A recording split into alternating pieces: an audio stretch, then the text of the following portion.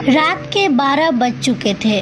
माँ कभी दरवाजे की तरफ देखती तो कभी एक नज़र घड़ी की तरफ। माँ की आंखों में और चेहरे पर चिंता साफ नजर आ रही थी।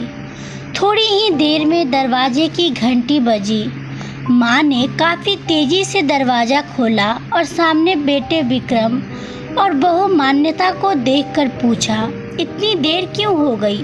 मैं कब से तुम्हारी राह देख रही थी। माँ, मैं अब छोटा नहीं हूँ, तुम मेरी चिंता मत किया करो। विक्रम घर के अंदर प्रवेश करते हुए बोला, बेटा कितना भी बड़ा हो जाए माँ के लिए छोटा ही रहता है। चलो छोड़ो, हाथ पैर धो लो, मैं तुम्हारे लिए खाना लगा देती हूँ। माँ ने दरवाज़ा बंद करते हुए कहा, माँ जी, हम बाहर से खाना खा कर आए हैं, आप खा लीजिए, हम सोने जा रहे हैं। बहू मान्यता ने कहा, लेकिन मैंने तो तुम लोगों की पसंद की खीर बनाई है, आओ थोड़ी थोड़ी खा लो। माँ, तुझे एक बार में समझ में नहीं आता क्या? तेरी बहू ने कहा ना, हम बाहर से खाना खा कर आए हैं, क्यों परेशान करती है? जा तू खीर खा ले और सो जा, और हमें भी शांति से सोने दे। माँ अकेले कैसे खीर खा सकती थी और उसे बिना खाए नींद कैसे आ सकती थी, क्योंकि बेटे के इंतजार में उसने भी कुछ नहीं खाया था। वो किचन में गई, एक गिलास पानी पिया और अपने रूम में चली गई। सुबह 10 बजे विक्रम की आंखें खुली। बाजू में मान्यता अभी भी सो रही थी। विक्रम हॉल में आया तो लैपटॉप के पास रखी एक चिट्ठी पर उसकी नज़र पड़ी। यह चिट्ठी किसकी हो सकती है, यह देखने के लिए उसने चिट्ठी खोलकर पढ़ना शुरू किया। मेरे लाल, तू सोच रहा होगा कि एक ही घर में रहते हुए यह चिट्ठी क्यों? मैं तुम्हें बोलकर भी ये बात बता सकती थी। हाँ, बता सकती थी, अगर तुम मेरी बातें सुनना चाहता तो। किसी एक्सप्रेस गाड़ी की तरह तू आता है और कुछ ही पलों में निकल जाता है।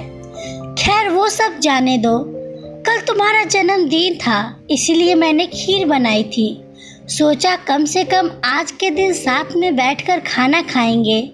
मगर मैं ये बात भूल गई थी कि मेरा बेटा बड़ा हो चुका है, तो अपने दोस्तों के साथ पार्टी करके खाना खा कर आएगा। चलो, मुझे इस बात की खुशी ही हुई। मेरी दवाइयाँ ख़त्म हो गई है। मैंने कुछ दिनों पहले तुझे दवाई की एक चिट्ठी दी थी, अगर वक्त मिले तो वो दवाई मुझे ला कर देना, मुझे थोड़ी राहत हो जाएगी। विक्रम को याद आया कि 4-5 दिन पहले माँ ने एक दवाई की चिट्ठी दी थी। उसने अपने ऑफिस के बैग में जाकर उस चिट्ठी को तलाशा और उसे खोलकर देखा।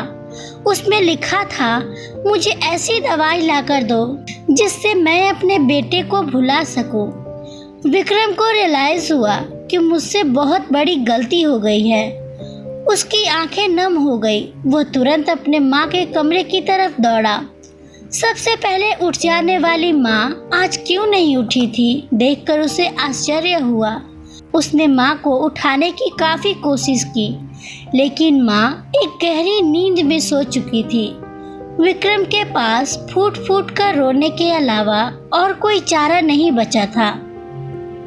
दोस्तों, यह कहने की ज़रूरत नहीं है कि माँ बाप जीवन में कितने मूल्यवान हैं। उनके रहते हुए ही उनकी सेवा करो, उनसे प्यार करो। वह चले जाएंगे तो कुछ नहीं कर पाओगे।